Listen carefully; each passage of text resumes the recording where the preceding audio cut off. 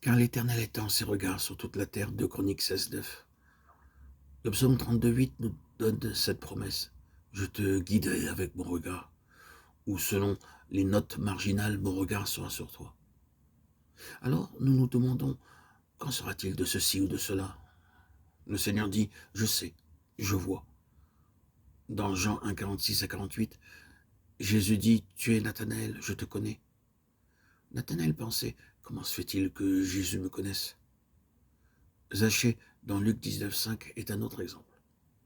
Le Seigneur savait qui il était et où il était. Il connaît tout. Il permet toutes circonstances pour nous purifier. Nous avons besoin de souffrir pour être maintenus humbles et purs, le feu nécessaire pour notre purification. Dans Jean 3, 14, il nous est parlé d'un serpent d'airain. L'histoire est relatée dans Nombre 21, 9. L'Israélite mourant, mordu par le serpent venimeux, regardait le serpent d'airain et vivait. Le serpent n'avait en lui-même aucun pouvoir. Dans 2 Rois 18, 4, nous voyons comment le peuple commença à adorer le serpent. Aussi Dieu le détruisit. L'airain parle du jugement. L'autel était d'airain, les pieds du Seigneur étaient semblables à de l'airain. Dans Genèse 3, 15, la prophétie déclare que la tête du serpent sera écrasée. Romains 16, 20 promet que le Dieu de paix écrasera bientôt Satan sous les pieds du peuple de Dieu. Le diable a été vaincu par la mort de Jésus sur la croix et non par des miracles. Les musulmans croient au miracle du Seigneur Jésus-Christ, à sa naissance virginale, à sa crucifixion, à son retour.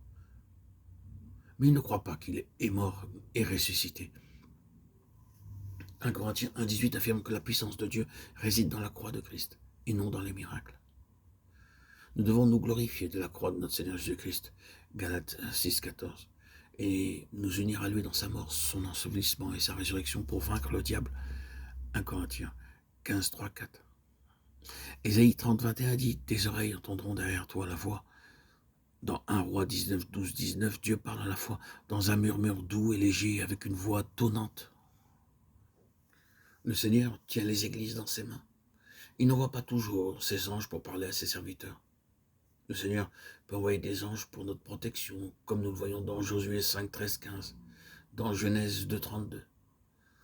Les anges de Dieu rencontrèrent Jacob, et on ne les voit cependant pas toujours.